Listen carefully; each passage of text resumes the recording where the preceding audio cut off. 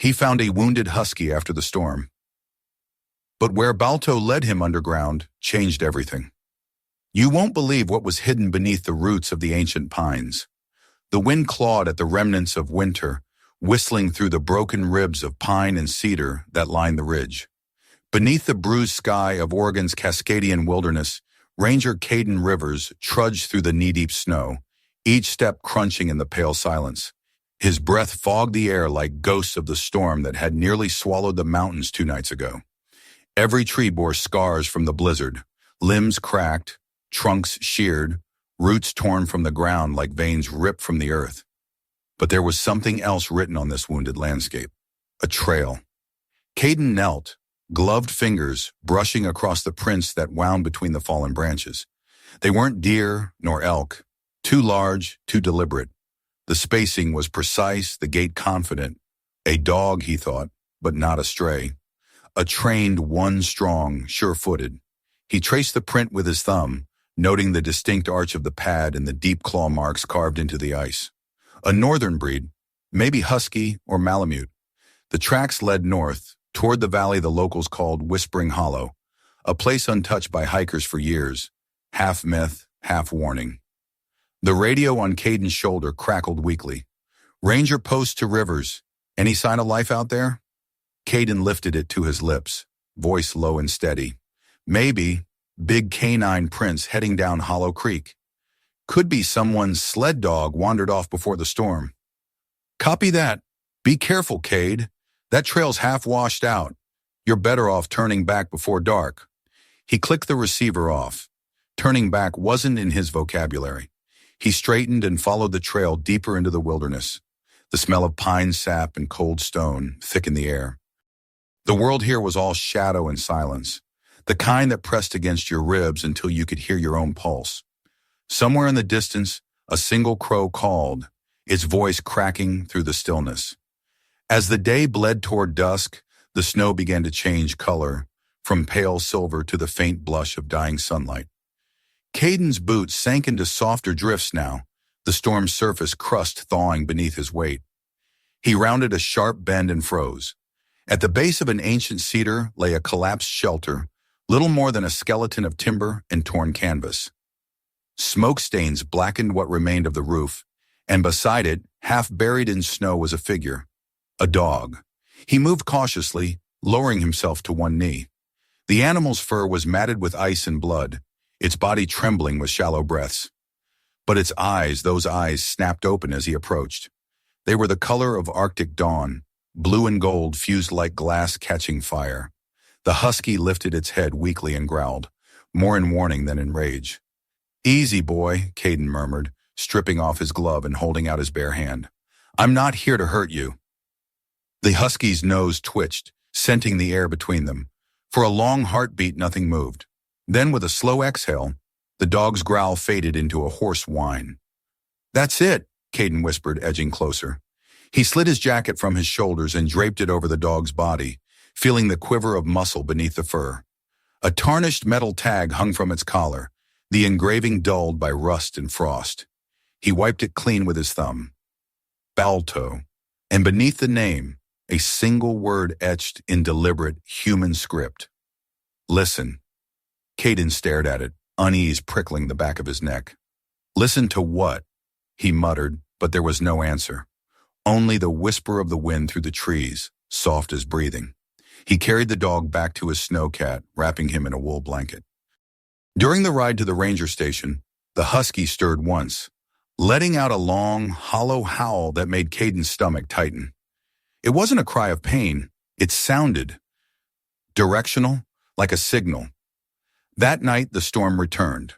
Not a blizzard, but a slow, relentless fall of snow that muffled every sound. The generator hummed quietly as Caden sat by the stove, watching the dog sleep beside the fire. He'd cleaned the wounds and fed him warm broth through a syringe. The husky was strong, too strong to be a simple lost pet. Every muscle carried the memory of running, of pulling, of endurance. When Caden dozed off in his chair, the dog woke. Balto lifted his head, ears twitching toward the window where the wind howled against the glass. Then he stood, padding silently to the door. His nose brushed the handle. He gave a low, questioning whine, almost human in tone. Caden stirred awake. "What is it, boy?" The dog looked back at him, eyes reflecting the firelight like molten gold, then turned toward the forest and pressed his paw against the door. Caden hesitated. The world outside was a maze of darkness and snow, but something in the husky's gaze, some urgent, unspoken plea cut through his fatigue. "All right," he said finally, pulling on his coat and slinging his flashlight over one shoulder. "Show me." The door swung open to a blast of icy air. Balto bounded into the night, moving with sudden strength, his paws barely denting the snow. Caden followed, the beam of his flashlight slicing through the white blur ahead. The dog led him past the ranger tower, down the old trail, across the frozen creek. Every few minutes, Balto would stop, tilt his head, and listen. His ears twitched as though hearing something miles away, something buried beneath the earth itself. After nearly an hour of climbing through drifts, they reached a small plateau overlooking Whispering Hollow. The wind died abruptly. Silence fell so deep that Caden could hear his own heartbeat echo inside his hood. Then Balto began to howl. It wasn't the sound of pain or fear, it was a song, long, resonant, rising and falling in perfect rhythm with the air around them. The snow seemed to vibrate underfoot, the trees trembling as though recognizing the sound. The echo bounced off the cliffs, weaving into strange harmonic layers that made Caden's flashlight flicker. And beneath that howl, he heard it, a faint hum, low and steady, coming from the ground itself. Caden crouched, pressing his palm against the snow. The vibration pulsed upward, mechanical, alive. He glanced at Balto, who had stopped howling, and was now staring toward the northern slope where a massive, uprooted pine leaned against a cliff. Beneath its tangled roots, faint light shimmered. Caden's heart pounded. The dog trotted toward it, pausing at the edge of the opening. "Is that what you wanted me to hear?" Caden whispered. Balto looked back at him and gave a single bark. Then he vanished into the dark below. Caden swallowed hard, the chill in his chest no longer from the cold. He tightened his grip on the flashlight and followed the husky down into the earth, into the unknown hum beneath the pines. The air inside the fissure was damp and ancient, thick with the scent of soil and pine resin. Caden's flashlight beam swept over the tunnel walls as he followed Balto deeper into the earth. The narrow passage twisted downward like a serpent's burrow, carved by time or by human hands that understood the patience of stone. The dog moved ahead with uncanny certainty, never hesitating even when the tunnel split or curved. Caden's boots slipped against slick rock. He caught himself on the rough wall, breathing hard, the echo of his own pulse reverberating around him. "You've been down here before, haven't you?" he murmured. Balto looked back briefly, blue-gold eyes glinting in the dim light, then padded forward again. After what felt like an hour, the tunnel widened abruptly into a cavern. The beam of his flashlight pierced through the darkness and froze on something impossible. A door. It wasn't metal or stone, but wood, fitted seamlessly into the earthen wall, its surface carved with delicate grooves that shimmered faintly. Caden ran his hand across it. The texture was smooth yet alive, almost breathing. A faint current of air sighed through the gaps, carrying a whisper that made his skin crawl. He tried the handle. It didn't move. Then Balto lifted his muzzle and let out a single, low howl. The carvings on the door vibrated. Dust drifted from the seams as ancient hinges groaned. The door swung open with a slow, reluctant sigh. Beyond it lay a stairway, spiraling downward, its steps made of polished wood, glowing faintly with bioluminescent moss. Caden hesitated only a moment before following. The steps creaked under his weight, the light from the moss painting his jacket in shades of green and gold. The deeper he descended, the warmer the air grew, until the cold mountain scent gave way to something earthy and metallic like the breath of a sleeping machine. When the staircase ended, he stepped into a space so vast it stole his breath. The ceiling arched high above, ribbed with interwoven roots that pulsed softly with moisture. The walls were paneled in smooth cedar, fitted with mathematical precision, every joint flawless. Pipes ran along the edges, their copper surfaces reflecting the faint amber glow of lanterns, powered by tiny solar cells. Water trickled through transparent channels carved into the floor, converging into a shallow basin at the center that shimmered like glass. Balto trotted ahead, paws silent on the wood. He stopped beside a long workbench covered in dust and papers. Caden brushed them off carefully. The ink was faded, but he could still read the heading written in a precise, steady hand. Journal of Dr. Rowan Hale. Project Whisper. He blinked. Rowan Hale. He recognized the name. A hydrologist and environmental engineer who had disappeared nearly 15 years ago while researching the Cascadian aquifers. Search teams never found him. The official report said he was lost in a landslide. Caden's pulse quickened as he flipped through the brittle pages. Diagrams of underground rivers, notes on pressure systems, equations about resonance frequencies of water flow. Between the pages were sketches of mechanisms shaped like wind instruments, annotated with words like acoustic stabilizer and resonant harmonics. He stopped at a page near the back. The handwriting was shakier here, but the words were clear. If the storms grow worse, the valley will drown. But if the system works, the forest will sing back. The key is attunement. The listener must hear the rhythm of the roots. Only then will the flow obey. A chill ran down Caden's spine. He glanced at Balto. The dog sat motionless, staring at the basin of water in the center of the room. Ripples spread across its surface, not from his movement, not from air currents, but from deep vibrations rising through the ground. The hum grew stronger. "Dr. Hale," Caden whispered, "what did you build down here?" He crouched beside the basin. Within its reflection, he could see thin copper lines etched beneath the water conduits, leading outward like veins toward the walls. When Balto stepped closer, the water quivered as if reacting to his presence. The dog tilted his head and let out a soft whine. Then the vibration changed pitch. It wasn't random. It was music. Low, resonant notes rolled through the floor, blending into the hum of running water and the faint creak of the wood. It sounded like the forest itself was breathing through the structure. Caden's flashlight flickered, and in that dim strobe he saw motion, a flicker of shadow near the far wall. He swung the beam toward it, revealing a tangle of old equipment, solar batteries, oxygen tanks, coils of wire. And there, half buried under a tarp, something that made his throat tighten, a skeletal human hand, still gripping a notebook. He knelt slowly, pushing aside the tarp. The body was mostly preserved by the dry air, a man in his 60s wearing a torn field jacket with the initials R.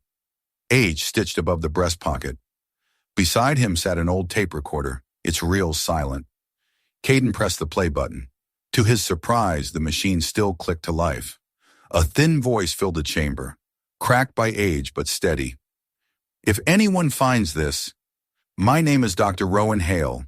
The project is complete, but the resonance core needs a listener, a living frequency attuned to the forest pulse. I thought I could do it myself, but the storms have changed the rhythm. It's no longer mine to hear." A pause followed by faint panting, perhaps his last breaths. "I left the key with him, the one who listens without words." The recording ended in static. Caden looked down at Balto. The husky stared back, eyes calm and bright. The realization struck him like a blow. The dog had belonged to Hale. The key wasn't an object, it was him. Balto stepped to the basin and placed a paw gently into the water. The humming deepened, becoming a throbbing heartbeat through the wood and soil. Lights along the walls flickered to life, revealing symbols carved into the root circles, spirals, waves, each one glowing faintly as if awakened from a long sleep. The entire chamber began to respond. Tiny streams redirected through the floor channels, flowing faster, brighter, as though guided by invisible hands. The air vibrated with energy, not violent but purposeful. Caden backed up a step, overwhelmed. "What are you doing, boy?" Balto didn't move. His ears twitched, his body rigid, eyes closed. The sound that came from him next wasn't a howl.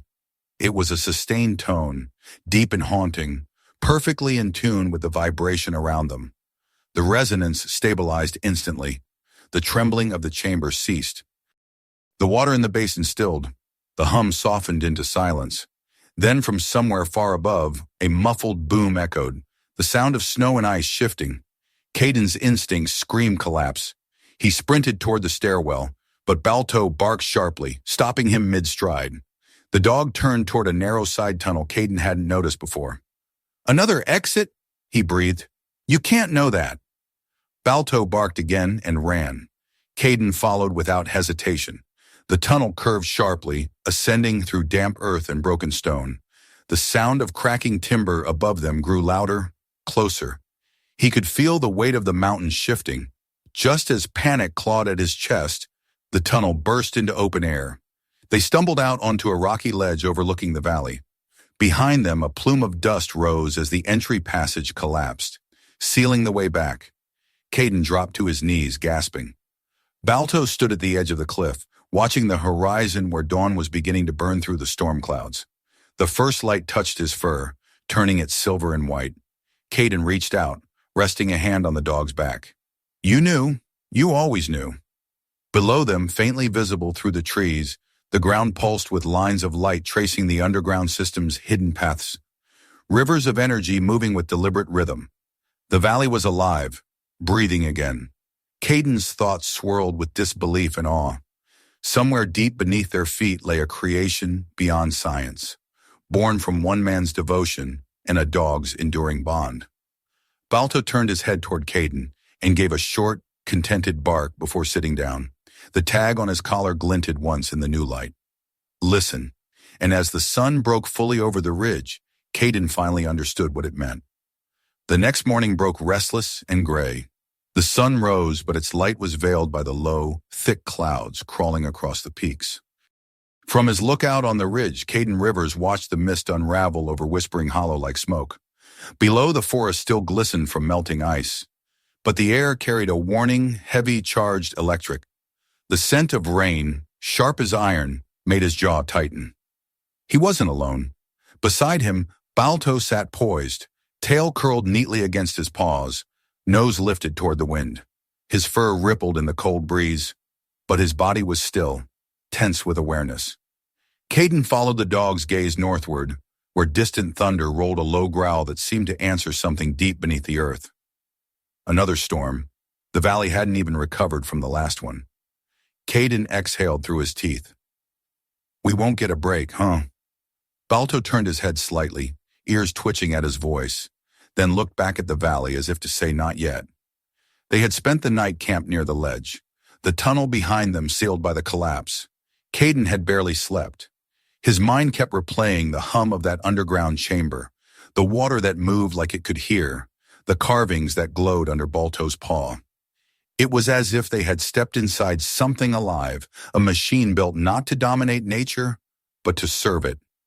Now, as the wind began to rise again, Caden knew it wasn't finished. He packed quickly, securing his rope, radio, and first aid kit. "Let's go, boy. We'll take the southern trail, see if there's another entrance. If that place collapses completely, the system dies with it."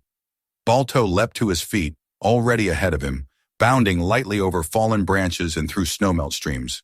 Caden jogged after him, the dog's pace pulling him forward like gravity. The forest seemed different now. Every gust of wind, every creak of timber carried intention. He found himself listening to the rhythm of water dripping from the pines to the distant rumble beneath the ground. It wasn't his imagination. Something was stirring. As they descended the slope, the sky darkened to slate. Raindrops began to fall, sparse at first, then faster, drumming on the leaves. Within minutes, the storm hit with full force. Lightning flashed across the ridgeline, followed by a thunderclap that made the valley shake. Balto barked sharply, glancing toward a fissure half hidden behind a boulder field. Caden squinted through the rain. There between the rocks, another carved wooden arch, nearly identical to the one they'd entered before. The dog ran toward it, paws splashing through mud. "Wait, Balto!" Caden shouted, but his voice was swallowed by the storm. He caught up as Balto pushed through the gap. Inside, the air was cooler, dry despite the torrent outside. The tunnel descended at a sharp angle, then opened into a vast chamber lit by faint amber light. The same smellwood, copper, and water wrapped around them like a memory. They had found another entrance. Caden wiped rain from his face, heart pounding. Good job, boy. Balto's response was a low, uneasy growl. His ears flattened as he looked toward the far wall. There, a series of pipes shuddered violently, the water inside them pulsing erratically. Pressure fluctuations, the system was destabilizing. Caden ran to the nearest valve, gripping the cold metal. It resisted at first, then turned with a groan. Water hissed through the pipes, but the vibrations didn't stop. They grew stronger. From deeper in the chamber came a low, rhythmic thump, like a heartbeat gone wrong. He remembered the words from Hale's journal. The key is attunement. The listener must hear the rhythm of the roots. He turned to Balto, who stood near the central basin again, head tilted, listening. The dog's chest rose and fell in slow, deliberate rhythm. Then, without warning, Balto began to howl. It started soft, a single mournful note that rose and wavered through the air.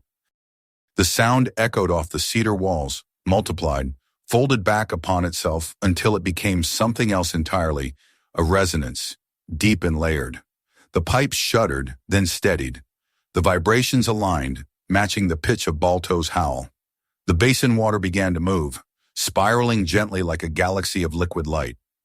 Caden's heart hammered as he watched the system was responding to him. Thunder crashed overhead. A tremor ran through the ground so strong it threw Caden to his knees. One of the upper conduits burst, spraying water in a silver arc. Balto's howl deepened, almost defiant, his body shaking with effort. Caden scrambled toward the ruptured valve, grabbing a length of emergency tubing from his pack. "Hold it steady, boy," he shouted, though the storm drowned his words.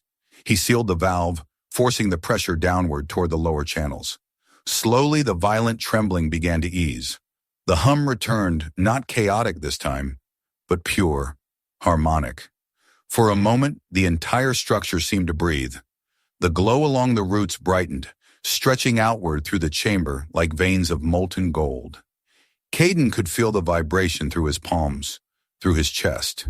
It wasn't just sound, it was life. Balto stopped howling. The silence that followed was profound, heavy with awe. Caden rose, chest heaving, and looked around. The water in the basin had settled into a calm, luminous pool. The pipes hissed quietly, their flow steady. "You did it," Caden whispered, voice rough. "You brought it back." Balto turned toward him, tail flicking once. The tag on his collar caught the light again. "Listen." Caden knelt beside him, resting his forehead against the dog's. "Now I get it," he murmured. "You don't just hear the world. You feel it. You are the listener." Outside, the storm's fury began to fade. The rain softened into a mist. The forest exhaled. For a while, neither man nor dog moved. The light in the chamber dimmed to a gentle amber, pulsing slowly with the rhythm of the streams. Caden felt something shift inside him, something he hadn't realized he'd lost years ago. Faith, not in God perhaps, but in purpose, in meaning, in connection. He rose and walked to the center basin. Beneath the clear surface, he could see the faint glow of symbols rearranging themselves, forming new lines data being rewritten by the living system. Hale's work was evolving, adapting, learning.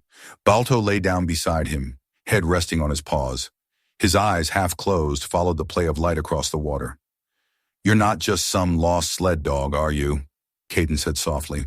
"You were made for this." The husky's ears twitched at his voice.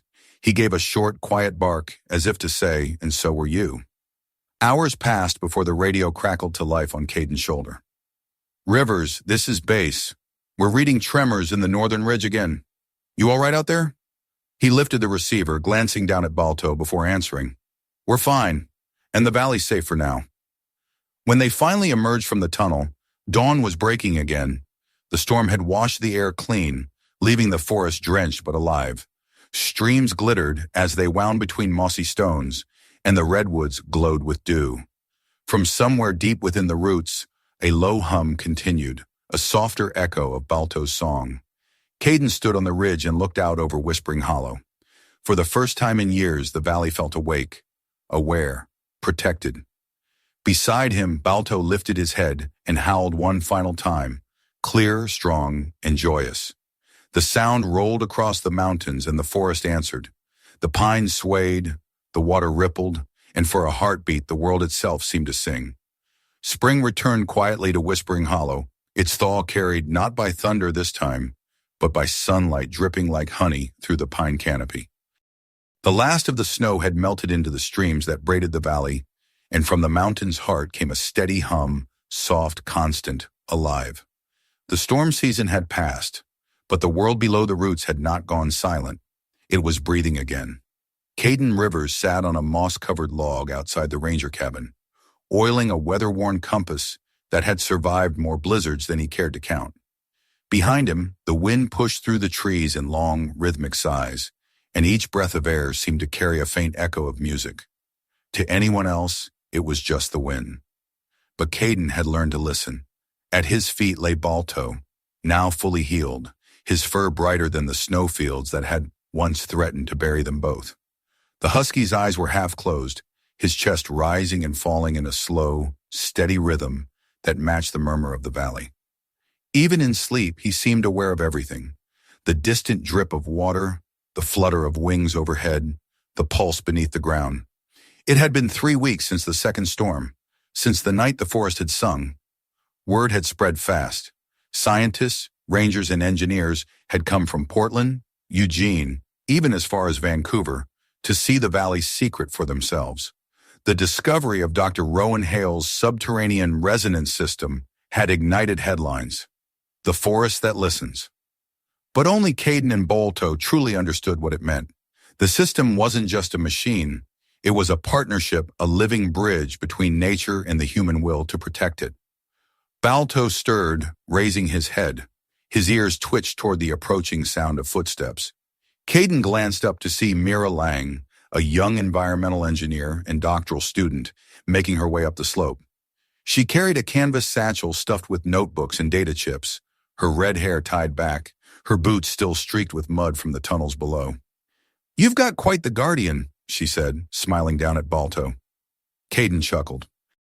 "He's the one guarding me, not the other way around." Mira crouched beside the dog, scratching gently behind his ears. "I reviewed Hale's schematics again. You were right, the system's not running on stored energy. It's responding dynamically to sound waves. When Balto howled that night, it aligned the frequencies across the network. That's what stabilized the flow." Caden nodded. "He didn't just trigger it, he tuned it." She tilted her head, thoughtful. "You know, Hale's final note mentioned something called Phase 2. I think it was meant to extend the system across the whole watershed." Caden's gaze drifted toward the mountains, their peaks shimmering like silver blades in the morning sun. Then maybe it's time to finish what he started. Later that afternoon, they descended into the main chamber through a reinforced shaft that county workers had stabilized for research access. The once secret heart of the forest was no longer silent and abandoned. It had become a place of purpose. Engineers monitored gauges and resonance monitors. Students recorded sound data, their whispers echoing softly under the curved cedar ceiling. But even amidst all the technology, the soul of the place remained untouched. The air still hummed with the same tranquil rhythm, the same invisible music. Balto trotted ahead, tail wagging lightly as he moved from group to group, earning gentle pats and quiet admiration. Everyone knew his story now. The husky who had led a ranger into the earth, the animal who had reawakened a machine that could heal a valley. But to Caden, he wasn't a legend. He was family. At the far end of the chamber, the old basin still gleamed, its water crystal clear, reflecting the carved ceiling above. Caden knelt beside it, resting his palm on the surface. Ripples spread outward like the rings of a tree trunk. "It's holding steady," Mira reported, scanning her tablet. "Flow pressure's optimal. The underground channels are self-regulating now." "Whatever you and Balto did, it worked." Caden smiled faintly. "We just listened." Then, almost as if responding, Balto lifted his head and gave a soft, resonant howl. The sound rolled through the space, gentle but commanding. The lights embedded in the walls flickered, not in alarm, but in acknowledgement. The resonance answered him. Mira stood still, eyes wide. "He's communicating with it." Caden's throat tightened with quiet awe. "No," he said softly. "He's teaching it." By summer, the transformation of Whispering Hollow was complete. What had once been a forgotten valley became a living sanctuary, part laboratory, part cathedral. The system that Hale had designed to protect one forest now formed the blueprint for others. Scientists began to replicate the design in different regions, adapting it for drought zones and floodplains. Caden found himself at the center of something bigger than he'd ever imagined, a movement. But he never took credit. When journalists asked for interviews, he always said the same thing. It wasn't me, it was the dog who listened. Balto became a symbol not of technology or science, but of unity. Schools brought children to see him, to learn about the forest's heartbeat. Veterans recovering from trauma joined Caden's workshops to rebuild wooden components of the resonance chambers. They called it the Balto program, a place where people could heal by building something that outlasted them. Each morning, Caden and Balto hiked the ridge together. The Husky still stopped to listen to the wind, still howled softly into the valley. And each time he did, the air seemed to shimmer, as if the forest itself answered him in gratitude. One evening, as the sun bled gold through the redwoods, Caden sat beside the dog near the overlook. Below, the valley glowed with scattered lanterns from the sanctuary.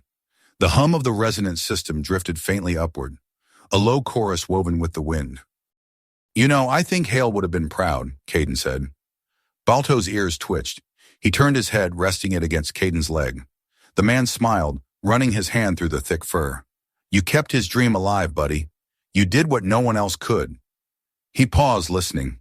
Beneath the usual forest sounds and the creak of branches, the rustle of ferns, he heard it again, the faint melodic pulse that lived in the roots and the rivers, the quiet miracle born from the bond between man, nature, and a dog who never stopped believing in the call beneath the earth. Caden rose slowly and looked toward the twilight sky. The first stars were appearing, bright pinpricks above the pines. He took a deep breath and whispered, "We're home." Balto stood beside him, tail wagging once before he tilted his head back and sang one last time, a long, beautiful howl that rose through the forest, carried by the wind, and became part of the music that would never end. Years later, visitors to Whispering Hollow still speak of the Husky who listened to the forest's heart. They say that when storms roll in from the coast and thunder rumbles through the mountains, you can still hear him, one voice against the wind, steady and sure. And those who truly listen, those who stand quietly enough to feel the hum beneath their feet, swear they can still sense it, the living rhythm of the world, the breath of the earth itself. It doesn't belong to science or legend. It belongs to faith, to trust, to the courage of one man and one dog who dared to follow a whisper in the storm. The legacy of Balto was not a monument carved in stone, nor a machine humming beneath the roots. It was a reminder etched into every stream, every leaf, every heart that learned to listen, that miracles are not things we invent. They are things we hear. If this story touched your heart, don't forget to subscribe to the channel. Let the world hear stories of faith, hope, and the unbreakable bond between humans and animals. Tell us in the comments where you're watching from and whether you believe animals can truly hear the voice of the earth.